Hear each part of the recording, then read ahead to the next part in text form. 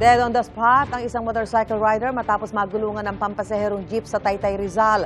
Paliwanag ng jeepney driver, tumama sa kanyang sasakyan ng motorsiklo kaya sumemplang at pumailalim ang rider. Laging una ka sa balita ni EJ Gomez, exclusive.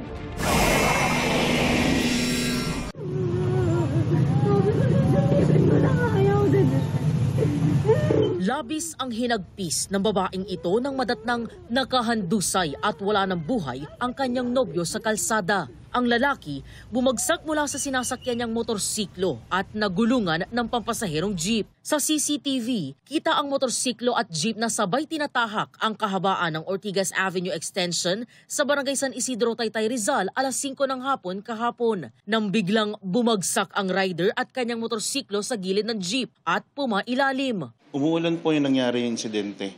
Aksidente po yung nangyari dahil nasa linya naman po yung jeep at talagang kita rin po sa CCTV yung pagbagsak po ng biktima mula sa kanyang motorsiklo. Gawa rin po ng ulan, madulas yung kalsada. Kwento ng kaanak ng biktima na taga Rosario, Pasig, naka-duty noon ang lalaki bilang isang delivery rider nang maganap ang aksidente.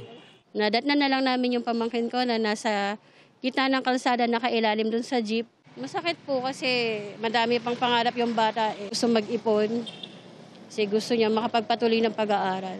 Ayon naman sa 32 anyos na jeepney driver, ibigla po siya nagsemplang papunta po sa akin. Doon po siya tumama sa gulong ko sa likod. Nung pagkalagabog, ang kala ko po yung motor. Bigla po akong preno. Pagsilip ko po yung tao nasa ilalim. Aksidente po talaga, ma'am. Doon po sa pamilya, kaanak, nahingi po ako ng kapatawaran sa nangyari.